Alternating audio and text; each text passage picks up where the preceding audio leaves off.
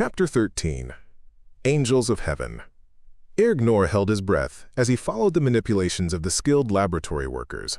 The mass of instruments reminded him of a spaceship's control tower, but the huge area of the room with its big bluish windows immediately took his mind off the cosmic ship. On a metal table in the middle of the room stood a special chamber made of thick sheets of ruthilucite, a material that is transparent to visible and to infrared rays. A network of pipes and wires encircled the brown enamel water tank from the spaceship in which the two black jellyfish from the planet of the Iron Star were still imprisoned. Eon Tai, erect as though doing gymnastics but with his arm still helplessly hanging in a sling, looked from a distance at the slowly revolving drum of a recording instrument. Above the biologist's black brows there appeared beads of perspiration. Ergnor licked his dry lips. Nothing there. "There can't be anything left but dust after 5 years' journey," said the astronaut hoarsely. "If so, that's bad luck for Nisa and me," answered the biologist. "We shall probably have to fumble for years to find out the nature of our injuries." "Do you still think that the Medusae and the Crosses have the same organs for killing victims?" "I do. Grimshar and all the others have come to the same conclusion. Before that, I had the most unexpected ideas. I imagined that the Black Cross had nothing at all to do with the planet. I thought so too. If you remember, I spoke about it. I got the idea that it was a being from the disc-shaped spaceship and was on guard over it. If you think about it seriously, there's no reason to guard an invincible fortress from the outside, is there? When we tried to open the disc, we had proof of the foolishness of such ideas. My idea was that the Cross wasn't alive but was just a robot placed there to guard the spaceship. That's what I thought. But now, of course, I've given up all such ideas. The Black Cross is a living being engendered by the world of darkness. The beasts probably live down below, on the plain. This one came from the direction of the gap in the cliffs. The Medusae are lighter and more mobile. They live on the plateau where we landed. The connection between the Black Cross and the spiral disk is a pure coincidence due to the fact that our protective arrangements did not reach the far corner of the plane and it was all the time in the shadow behind the disk. And do you think the lethal organs of the Cross and the Medusa are identical? Yes. Animals living in similar conditions should evolve similar organs. The Iron Star is a sun that radiates heat and electricity. The whole atmosphere of the planet is strongly saturated with electricity. Grimshar believes that the animals gathered energy from the atmosphere and created condensations like our fireballs. Do you remember how the brown lights moved along the tentacles of the Medusae? The Cross had tentacles too, but there was no, simply because nobody had time to take note of them. The nature of the injury to the nerve column, accompanied by paralysis of the higher center concerned, we all agree on this, is the same in my case and Nisa's. That is the chief proof and the main hope. Hope? Ergnor showed signs of agitation. Of course. "Look at this," said the biologist, showing him the regular line of the recording instrument. "The sensitive electrodes placed in the trap with the jellyfish do not show anything. The monsters had a full charge of energy when they went in there, and it could not have escaped from the tank after it was sealed. I do not think that the insulation of the cosmic food containers could be broken down. It's much stronger than our light biological spacesuits. If you remember, the Cross that injured Nisa did not do you any harm. Its supersonic waves penetrated into the super protective spacesuit you wore and broke down your willpower. But the paralyzing charges were powerless to inflict harm. They penetrated Nisa's light spacesuit in the same way as the jellyfishes penetrated mine." "You mean that the charges of globular lightning, or whatever it is that went into the tank, should still be there? Is that it? But the instruments don't record anything. That's why I say there is hope. It means that the jellyfish have not been reduced to dust. Now I understand. They have sealed themselves up in something like a cocoon. That's it? Such forms of adaptation are widespread among living organisms that have to go through long periods of unfavorable climatic conditions, like the long, icy nights of the Black Planet and the hurricanes at sunrise and sunset. As these conditions on the planet alternate very quickly, I imagine the jellyfish can come out of their state of lethargy as quickly as they go into it. If our assumptions are correct, it will be fairly easy to restore the lethal propensities of the Black Medusae, by providing the temperature, atmospheric, lighting, and other conditions of the Black Planet, I suppose. Yes, we've made all the calculations and preparations. Soon, Grimshar will be here, and will start filling the tank with a mixture of neon, oxygen, and nitrogen until the pressure reaches 3 atmospheres. But first, let's make sure of our ground. Tai conferred with his 2 assistants. Some sort of a machine began crawling slowly towards the brown tank. The sheet of ruthilusite that formed the front of the protective housing moved to one side, opening up a passage for the machine. The electrodes inside the tank were changed for micromirrors, with cylindrical lamps to provide light for them. One of the assistants stood at the remote control panel. A concave surface appeared on the screen. It was covered with a sort of granular coating that reflected light very dully. This was the interior wall of the tank. "X-rays won't be of much use," said Tai. "The insulation is too thick. We'll have to use a more complicated method." The revolutions of the mirror revealed, on the bottom of the tank, 2 white masses of irregular spherical shape, and with a spongy, fibrous surface. The balls bore some resemblance to the fruit of the bread tree that had shortly before been developed, and were about 70 centimeters in diameter. "Switch the televisophone onto Grimshar's vector," said the biologist to an assistant. The scientist, as soon as he was sure of the correctness of the general assumptions, hurried to the laboratory. He screwed up his eyes nearsightedly, but merely from habit and not from weak sight, and looked over the apparatus. Grimshar did not have the impressive appearance and imperative character one would expect in a prominent scientist. Ergnor remembered Ren Bose, whose bashful, boyish appearance was also deceptive and belied the greatness of his mind. "Open the welded seam," ordered Grimshar. A mechanical hand cut through the hard enamel mass without moving the heavy lid. Hoses with the gaseous mixture were attached to the stopcocks. A strong infrared ray projector took the place of the iron star. "Temperature, pressure, electrical charge," called out an assistant reading off the dials of the instruments. Half an hour later, Grimshar turned to the astronauts. "Let's go to the restroom. There's no way of guessing how long those capsuled beasts will take to revive. If Eon's right, it won't be long. The assistant will call us." The Institute of Nerve Currents was situated far from the inhabited zone, on the fringe of the steppe reservation. At the end of summer, the earth was dry, and the wind had a peculiar rustle to it that came through the open windows together with a faint odor of sun-dried grasses. The 3 scientists, seated in comfortable armchairs, kept silent as they stared out of the windows over the tops of wide-spreading trees towards the haze of the distant horizon. From time to time, one or the other of them would close his tired eyes, but the waiting was too tense for anybody to doze. This time, however, the patience of the scientists was not too severely tried. Before 3 hours had passed, the screen giving direct communication with the laboratory lit up and an assistant appeared, scarcely able to contain himself. "The lid's moving!" In an instant, all 3 of them were in the laboratory. "Shut the ruthilusite chamber tight, check up on its hermetic sealing," ordered Grimshar. "Arrange planet conditions in the chamber." The powerful pumps hissed faintly, the pressure regulators whistled, and in a moment the transparent cage was filled with the atmosphere of the world of darkness. "Increase gravitation, humidity, and atmospheric electricity," continued Grimshar. The laboratory was filled with the acrid odor of ozone. Nothing happened. The scientist knitted his brows as he studied the instruments and tried to imagine what had been omitted. "They need darkness," came Ergnor's measured tones. Tai even jumped in the air.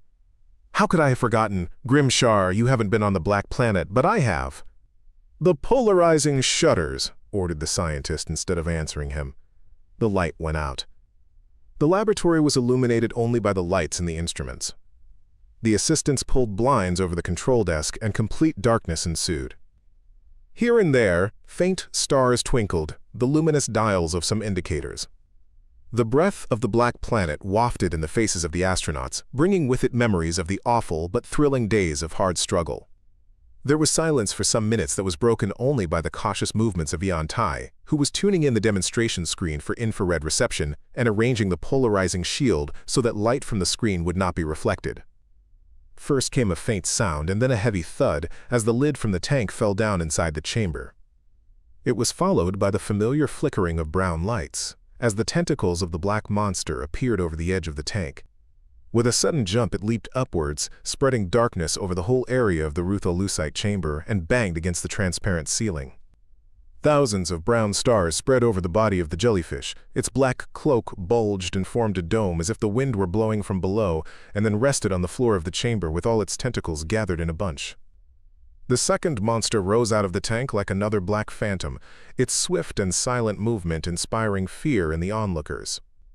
Here, however, within the walls of the experimental chamber, and surrounded by remote-controlled instruments, the spawn of the planet of darkness was powerless. Instruments measured, photographed, drew intricate curves, determined the nature of the animals, and broke down their structure into various physical, chemical, and biological indicants. The human intellect gathered these qualitatively different data together again and mastered the structure of the awe-inspiring monsters in order to subordinate them to himself. As hour after hour passed, almost unnoticed, Ergnor became sure of victory. Eon Tai was becoming more and more radiant. Grimshar grew as vivacious as his youthful assistants. At last, the scientist approached Ergnor. "You may go now with an easy heart. We shall stay here until the investigation is finished. I'm afraid to switch on visible light, as these black medusae can't hide from it here, as they would on their own planet. They must first be made to tell us all we want to know, and how long will it take to find out? In 3 or 4 days, our investigation will have become exhaustive for the level of knowledge we possess. We can already imagine how their paralyzing organs function. And will you be able to cure Nisa, Eon?" Yes. Only then did Ergnor realize what a heavy burden he had been bearing since that black day. Day or night, what did it matter? Wild joy filled the whole of that man of great restraint. He had difficulty in overcoming a mad desire to throw Grimshar up into the air, to shake the little scientist and embrace him. Ergnor was astounded at himself, began to calm down, and a minute later had returned to his normal state of concentration.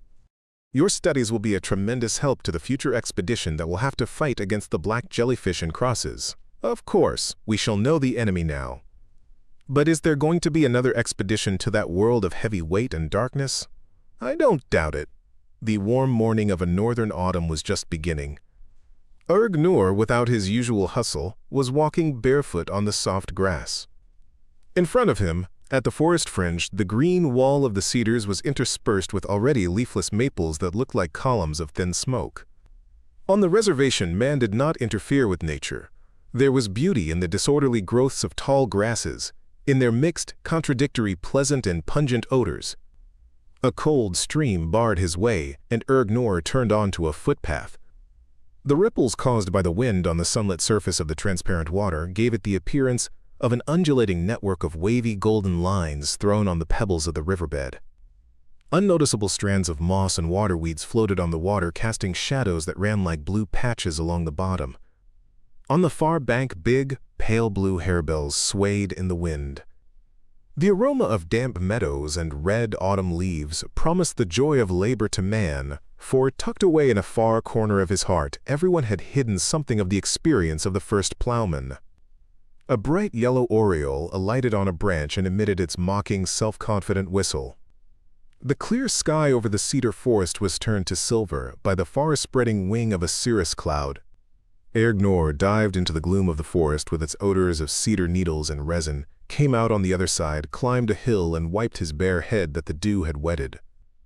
The forest reservation that surrounded the nerve clinic was not a big one, and Ergnor soon came to a road. The stream had been diverted into a series of basins of milk-colored glass, keeping them filled with water. Several men and women in bathing costumes ran round a bend in the road and raced on between rows of brightly colored flowers. The autumn water could hardly have been warm, but the runners, encouraging one another with laughter and jokes, sprang into the basins, and in a jolly crowd swam down the cascade from basin to basin. Ergnor smiled in spite of himself. It was rest time at some local factory or farm. Never before had our planet seemed so beautiful to him, who had spent the greater part of his life in the close quarters of a spaceship. He was filled with profound gratitude to all people, to Earth's nature, to everything that had helped to save Nisa, his astro-navigator with the auburn curls. Today she had come to meet him in the clinic gardens. After a consultation with the doctors, they had arranged to go away together to a polar sanatorium for nervous disorders. As soon as the scientists had managed to break the chain of paralysis and put an end to the persistent inhibition of the cerebral cortex caused by the discharge of the cross-beast's charge through its tentacles, Nisa had become quite healthy. She had only to regain her former energy after such a long cataleptic sleep. Nisa was alive and well. It seemed to Ergnor that he would never be able to think of that without an impulse of joy somewhere inside him. He saw the solitary figure of a woman coming rapidly towards him from a side path. He would have recognized her among thousands Veda Kong, the Veda who had been so much in his thoughts before it had become clear that their paths in life were different. Ergnor was accustomed to the diagrams of the computing machines, and his thinking followed the same lines. He saw a steep arc sweeping upwards into the heavens, his own urge, while Veda's path of life and work left her hovering over the planet to delve into the depths of centuries past and gone. The lines diverged until they were far apart. That's quite near compared with your tremendous spaces, the spaces that divided us. Do you regret it, Veda? Why do you ask, Erg? There are two halves in each of us. One half is anxious to get at the new. The other half cherishes the old and would be glad to return to it. You know that, and you also know that return never achieves its aim. But regret remains like a wreath on a beloved grave. Give me a kiss, Veda, my dear. The young woman obediently complied with the request, pushed the astronaut lightly aside, and strode swiftly away to the main road where there was an electrobus service. Ergnor watched her until the robot driver of the first bus to arrive stopped the vehicle, and her red dress disappeared inside. Veda also looked through the glass at Ergnor as he stood there immobile. Her head was filled with the refrain of a song dating back to the era of disunity that had recently been reset to music by Ark Gear. Darvetter had once repeated it to her in response to a gentle reproach from her. And neither the angels in heaven above nor the demons down under the sea can ever dissever my soul from the soul of the beautiful Annabel Lee. This was the challenge of a man of ancient days to the menacing forces of nature that had taken his beloved from him. The challenge of a man who was not reconciled to his loss and did not want to make any concessions to fate. The electrobus drew near the branch of the spiral way, but Veda Kong was still standing by the window, holding on to the polished handrails and humming the beautiful romance filled with such sweet sorrow. Angels. That's what religious Europeans in the old days called the imaginary spirits of heaven, the heralds who made known the will of the gods. Angelus meant herald or messenger in the ancient Greek language. It's a word that has been forgotten for centuries. Veda shook off these thoughts while she was at the station, but they returned to her in the coach of the spiral way train. The heralds of heaven, of the cosmos why, that's what we might call Ergnor and Mven Mas and Darviter. Especially Darviter when he will be in the nearby, terrestrial heaven, building a satellite. Veda smiled mischievously.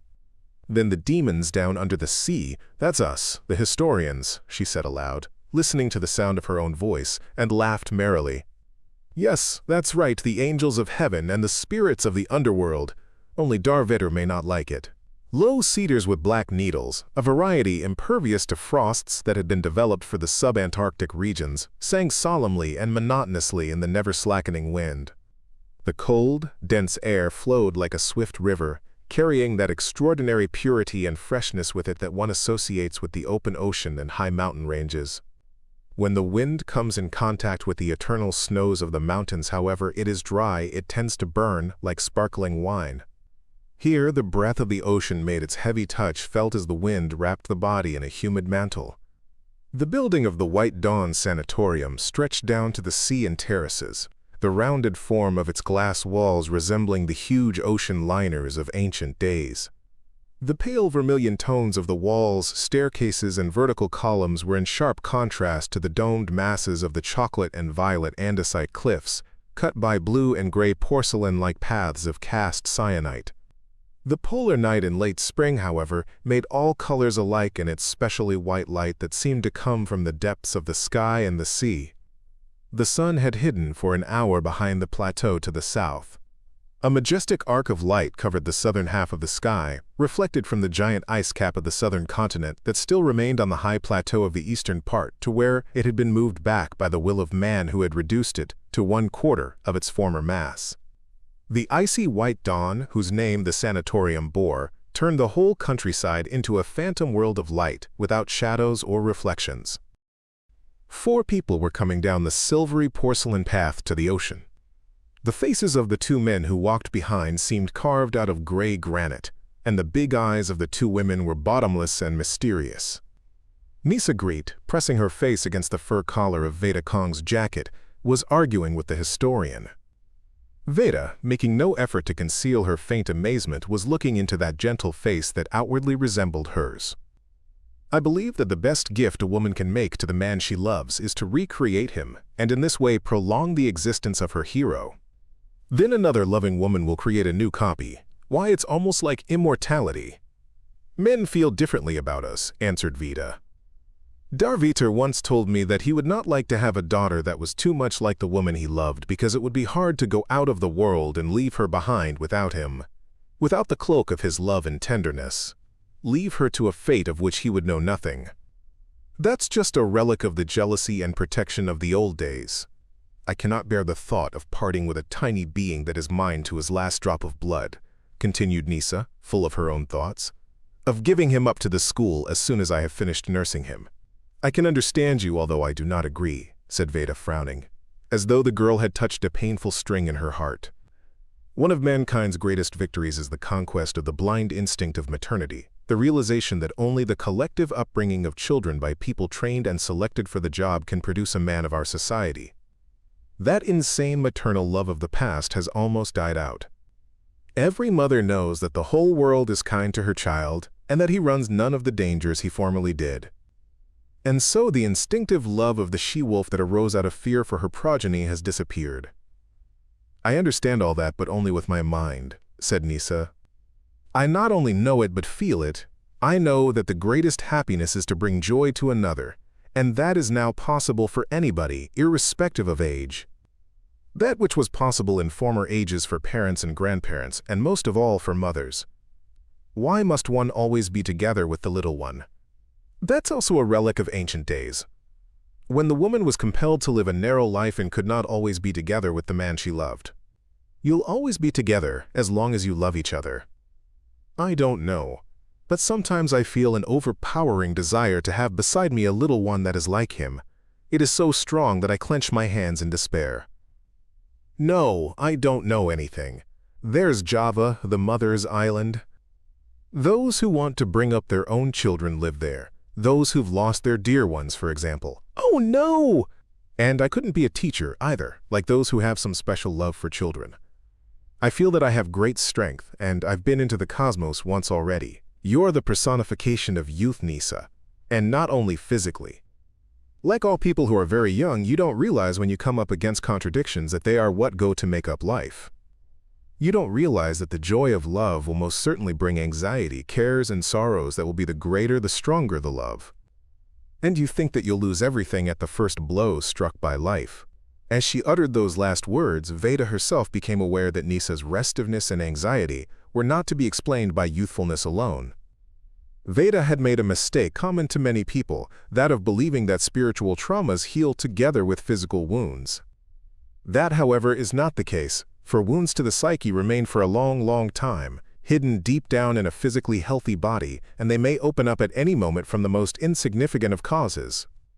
Such was Nisa's case. She had been paralyzed for 5 years, and it had left its impress in every cell of her body. Even if the memory was subconscious, it still remained, the horror of her meeting with the terrible cross that had almost been the death of Erg Nur. Nisa guessed what Veda was thinking about, and answered her in a dull voice. Ever since the Iron Star, there is a strange feeling that has never left me. Somewhere there is an empty place in my heart. It continues to exist together with confident joy and strength, and does not exclude them and at the same time does not disappear. I can struggle against it only by means of something that will employ me entirely and will not leave me alone with. Oh, now I know what the cosmos is for a lonely man and have even greater respect for the first space travelers. I think I can understand, said Veda. I was once on the tiny Polynesian islands that are lost in the ocean. There, standing by the sea in a moment of loneliness, you are overcome by a profound sorrow that is like a nostalgic song merging with the deadly monotony of great distances. Perhaps that is a memory of the distant past, a memory of the primordial isolation of his consciousness telling man how weak and helpless he formerly was, shut up in his own little cage of a soul. The only cure was common work and common thoughts. A boat came, smaller even than the island, but it was enough to change the ocean.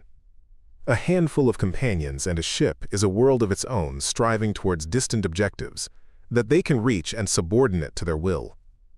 The same is true of the cosmic vessel, the spaceship. In that ship you are together with strong and brave companions, but alone in the cosmos. Veda shuddered. I don't suppose a man could stand it. Nisa clung still more closely to Veda. How well you said that, Veda. That's why I want everything at once. Nisa, I'm getting very fond of you.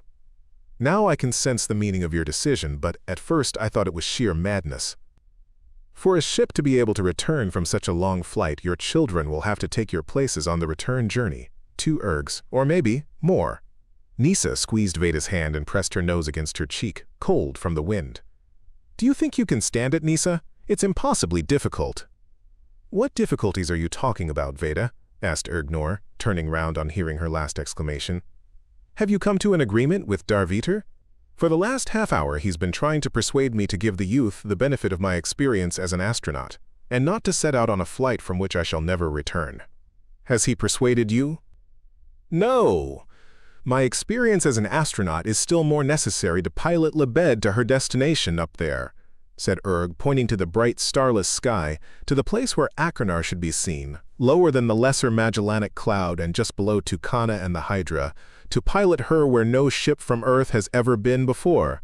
As Ergnor spoke those last words, the edge of the rising sun came in a burst of fire over the horizon, its rays driving away all the mystery of the white dawn. The 4 friends walked down to the water. A cold breeze came towards them from the ocean, and the heavy swell of the stormy Antarctic seas came in mighty surfless rollers that raced up the beach. Veda Kong looked at the steel-gray water with interest. It grew rapidly darker in the depths, and in the rays of the low sun took on the violet hue of the ice.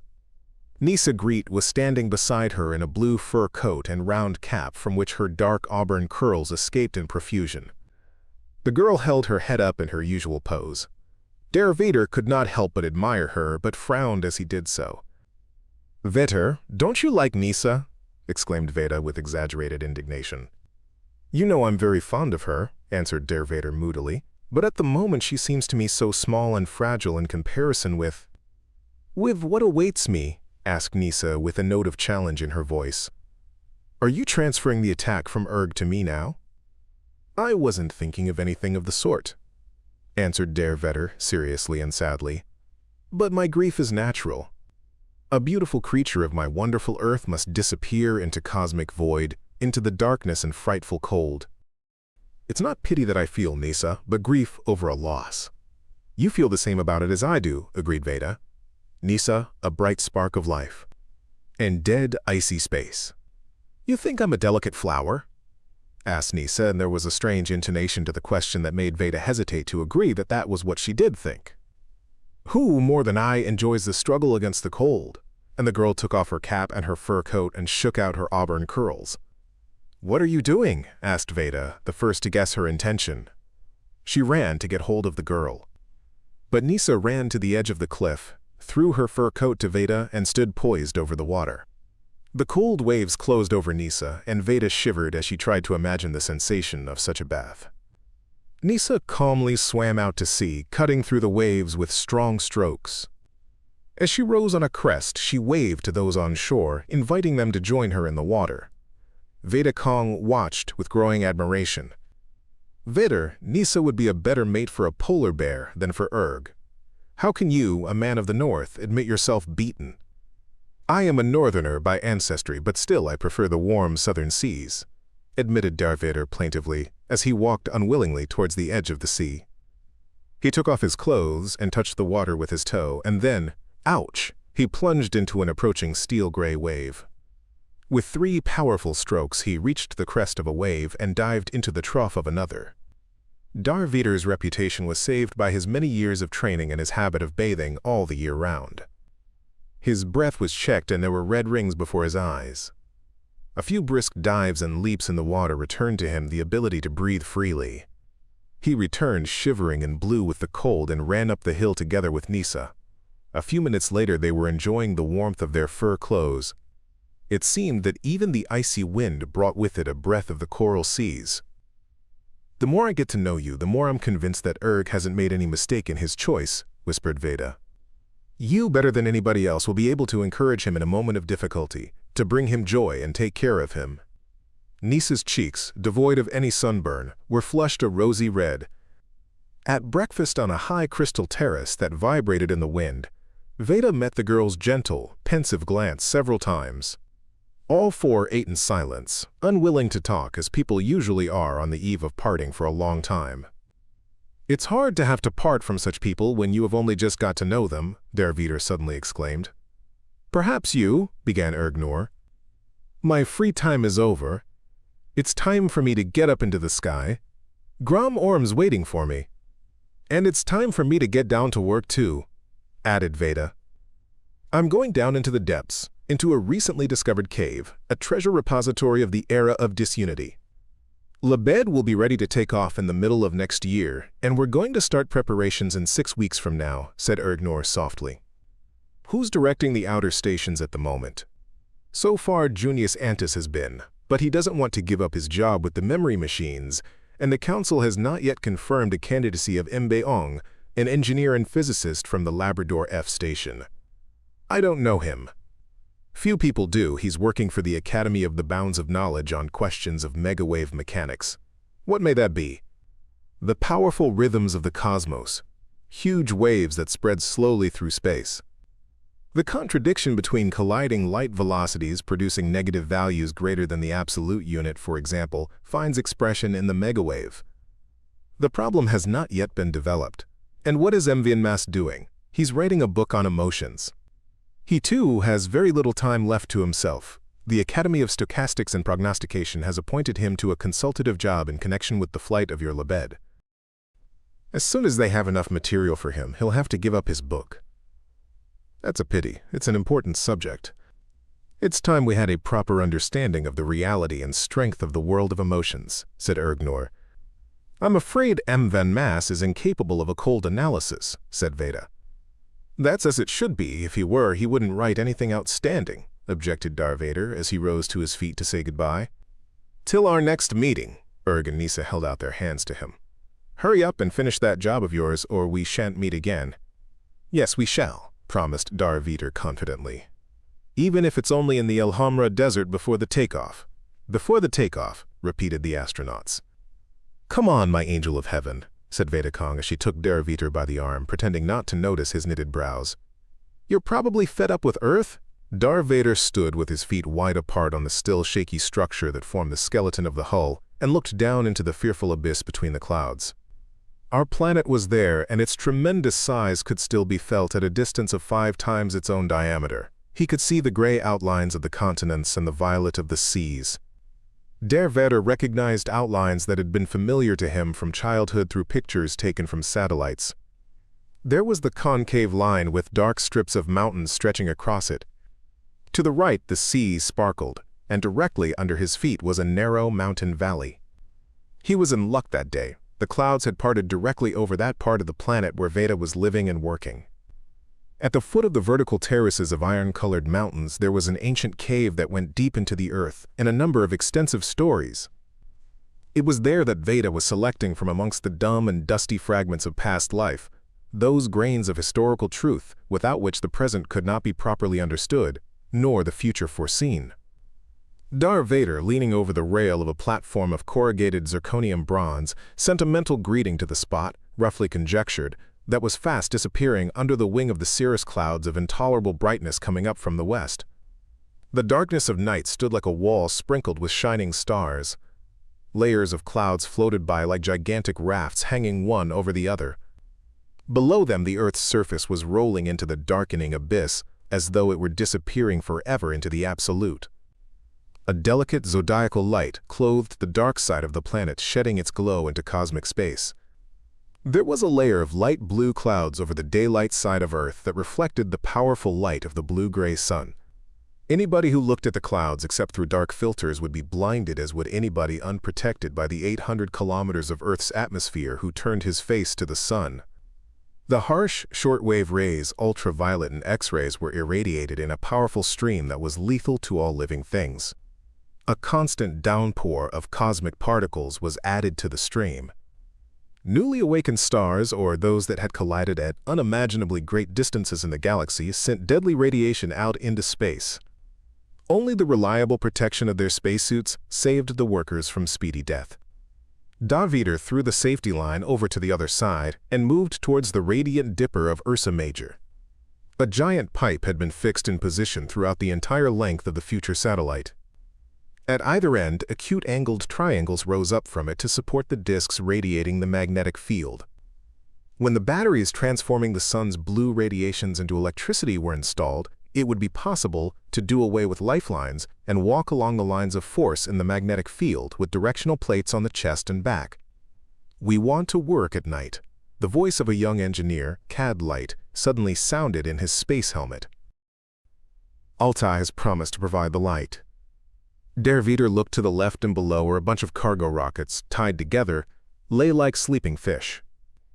Above them, under a flat roof to protect it from meteorites and the sun, floated the temporary platform built from the inner plating of the satellite, where all the components brought by the rockets were stored and assembled. Workers crawling there like black bees suddenly turned to glowworms when the reflecting surfaces of their spacesuits moved beyond the shadow of the roof. A cobweb of ropes stretched from the gaping hatches in the sides of the rockets, out of which big components were being unloaded. Higher still, directly over the hull of the satellite, a group of people in strange, often ridiculous poses were busy round a huge machine. One ring of beryllium bronze with boron plating would have weighed at least 100 tons on Earth.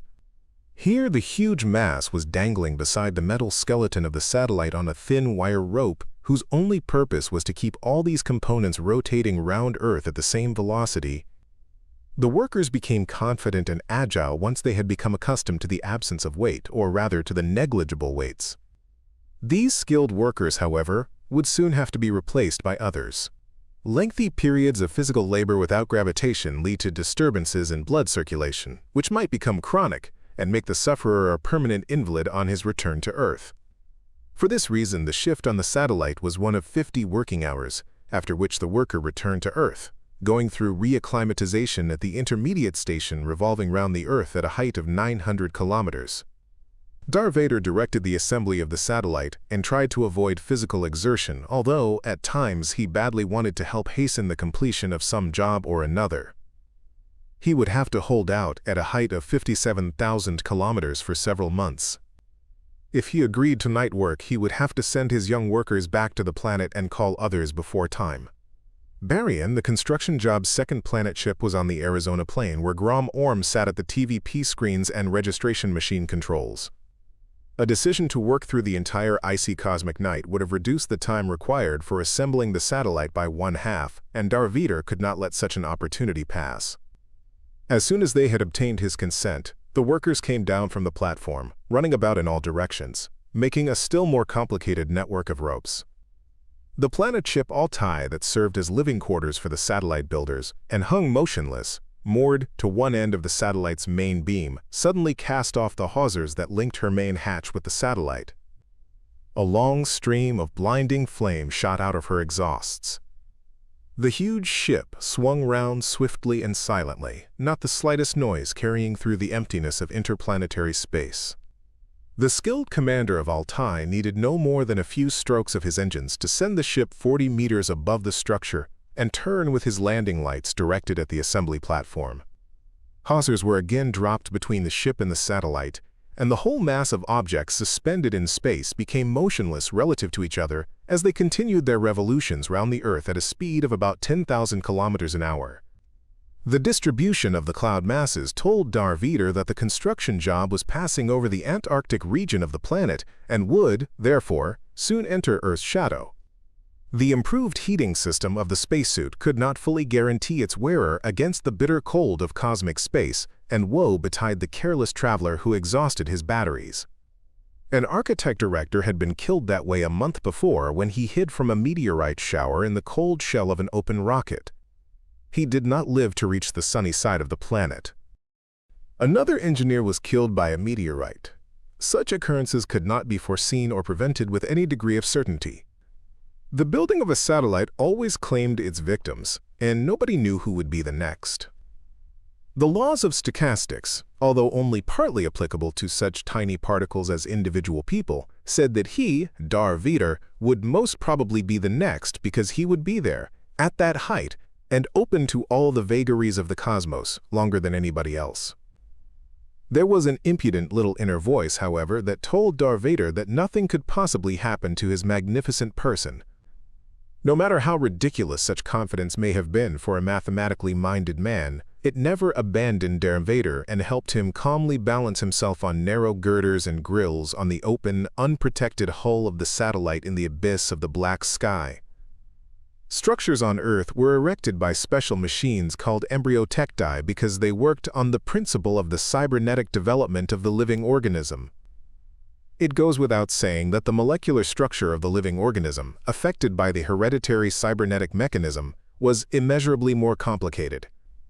Living organisms, however, could only grow in the conditions provided by warm solutions of ionized molecules, while the embryotecti usually worked in polarized streams of electricity or light or in a magnetic field.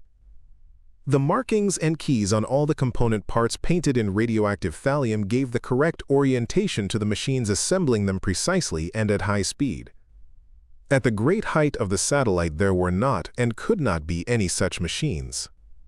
The assembly of the satellite was an old-fashioned building job employing human hands. Despite the dangers involved, the work seemed so interesting that it attracted thousands of volunteers. The psychophysiological stations were scarcely able to examine the flood of volunteers desirous of informing the Council of their readiness to venture into interplanetary space. Dar Vader reached the foundations of the solar machines that were arranged fan-wise round a huge hub containing the artificial gravity apparatus and joined the battery he was carrying on his back to the terminals of the test circuit. A simple melody could be heard in the phones of his space helmet. Then he connected in parallel a glass plate with the thin gold lines of a drawing on it. It produced the same melody. Dar Vader turned a couple of vernier scales until points of time coincided and listened to make sure there was no difference in the melody or even in the tone of the tuning. An important part of the future satellite had been assembled faultlessly. They could now begin the erection of the radiation electric motors. Dar Vader straightened shoulders that were bent wearily under the weight of a spacesuit worn over a long period and turned his head to the right and to the left. The movement caused a creaking of the upper vertebrae that immobility in the space helmet had made stiff. It was a good thing that, so far, Dar Vader had proved impervious to the psychoses that affect those who work outside the terrestrial atmosphere. These included ultraviolet sleeping sickness and infrared madness. Otherwise, he would not have been able to bring his worthy mission to a successful conclusion. Soon the outer walls of the hull would protect the workers from the effects of a feeling of loneliness in the cosmos, alone over an abyss that had neither sky nor ground. Altai sent out a small rescue rocket that shot past the construction job like an arrow. This was a tug going to fetch the automatic rockets carrying only cargo and halting at a given altitude. Just in time, the bundle of rockets, people, machines, and building materials floating in space was passing over to the night side of the planet. The tug rocket returned, pulling behind it 3 long, gleaming, blue, fish-like rockets that weighed 150 tons on Earth, without fuel. The rockets joined their fellows around the assembly platform. In one leap, Dar Vader reached the other side of the hull and was soon amongst the technicians supervising the unloading who were gathered in a circle. They were discussing the plan for the night work. Dar Vader consented but insisted that all personal batteries be changed for freshly charged ones, with sufficient energy to keep the spacesuits warm for 30 hours and at the same time supply the electric lamps, air filters, and radio telephones. The whole construction job was plunged in darkness, as though it were at the bottom of the sea, but the soft zodiacal light from the sun's rays, dispersed by the gases of the atmospheric zones, still lit up the skeleton of the future satellite that was gripped in a frost of 180 degrees C. The superconductivity of the metal now hindered them even more than it did by day. The slightest amount of wear in the insulation of the instruments, batteries, or accumulators surrounded the nearby objects with a blue glow from current flowing along their surfaces and which could not be canalized in any given direction. The profound darkness of outer space came together with increasing cold. The stars burned fiercely like dazzlingly bright blue needles in the sky. The invisible and inaudible flight of the meteoroids was even more awe-inspiring at night. In the currents of the atmosphere over the dark globe down below, there were variously colored clouds of electric glow, spark discharges of tremendous length and sheets of dispersed light thousands of kilometers long. Down below, in the upper layers of the atmosphere, there were gales of greater fury than anything known on Earth. Vigorous movements of energy continued in an atmosphere saturated by the radiations of the sun and the cosmos and made communication with the planet extremely difficult. Suddenly, something changed in that tiny world lost in the darkness and fearful cold. Darvider did not immediately realize that the planet ship had switched on its searchlights. The darkness had become even blacker. The burning stars grew dull, leaving the platform and the hull in a sea of bright white light that divided them off from the gloom. A few minutes later, Altai reduced the voltage, and the light turned yellow and was less intense. The planet ship was economizing current from its accumulators. The squares and ellipses that went to make up the walls of the hull, the latticed trusses that reinforced the structure, the cylinders and pipes of the reservoirs again moved about, finding their places in the skeleton of the satellite as though in daylight. Darvider felt for a crossbeam, took hold of the handles of a roller car running on a ropeway, and with one hard push of his feet, sailed up to Altai. Right in front of the planet ship's hatch, he pressed the brake lever in his hand and halted just in time to prevent his crashing into a closed door. The airlock was not kept at normal terrestrial pressure in order not to lose too much air with the coming and going of such a large number of workers. Darvider kept on his spacesuit until he was in a second, auxiliary airlock, where he unscrewed his space helmet and battery. Flexing a body that was weary of the spacesuit, Darvider walked firmly along the deck of the ship, enjoying a return to almost normal gravity. The artificial gravitation of the planet ship worked constantly. It was inexpressibly pleasant to feel yourself standing firmly on the ground as a man should stand, and not be like a flea floundering in an unsteady, treacherous gulf. Soft light and warm air and a comfortable chair tempted him to stretch out in it and relax without having to think. Darvider was experiencing the pleasures of his distant ancestors that had once astonished him in old novels. It was in this way that people entered a warm house, a mud hut, or a felt tent after long journeys through cold deserts, wet forests, or icy mountains. And now as then a thin wall separated him from a huge, dangerous world hostile to man, a wall that retained the warmth and light, gave him a chance to rest, gather fresh strength, and think over what he was to do next. Darvider did not yield to the temptation of armchair and book. He had to contact Earth. The light burning all night at that height might cause alarm amongst those who were keeping the satellite under observation. It was also necessary to warn Earth that reinforcements would be needed ahead of time. There was good communication that day, and Darvider talked with Grom Orm on the TVP and not encoded signals. The TVP was an extremely powerful one, such as was fitted to every spaceship. The old chairman was pleased with the progress made and said he would immediately see about new workers and extra materials.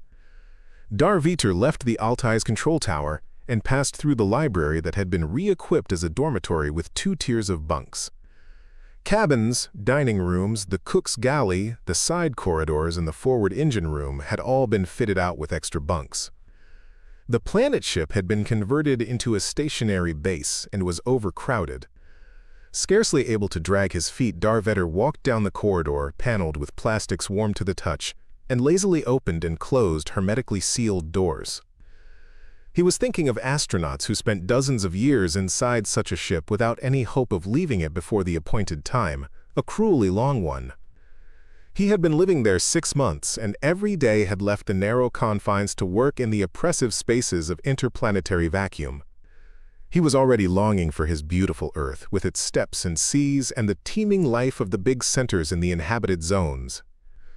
But Erg-Nur, Nisa Greet, and 20 other people would have to spend 92 dependent years or 140 terrestrial years in a spaceship before it brought them back to their own planet. Not one of them could possibly live so long. Their bodies would be cremated and buried away on the distant planets of the green zirconium star. Or they would die en route, and their bodies enclosed in a funeral rocket would be sent out into the cosmos just as the funeral boats of their ancestors swept out to sea carrying dead warriors away with them. But such heroes as those who undertook lifelong imprisonment in a spaceship without the hope that they personally would return were unknown in the history of mankind. No, he was wrong. Veda would have rebuked him. How could he have forgotten the nameless fighters for the dignity and freedom of man in distant epochs, who undertook even greater risks, horrible tortures, and lifelong imprisonment in damp dungeons? Yes, these heroes had been stronger and more worthy even than his contemporaries preparing to make their magnificent flight into the cosmos to explore distant worlds. And he, Der Viter, who had never been away from his native planet for any length of time, was a pygmy compared with them, and by no means an angel of heaven, as his infinitely dear Vedakong had called him.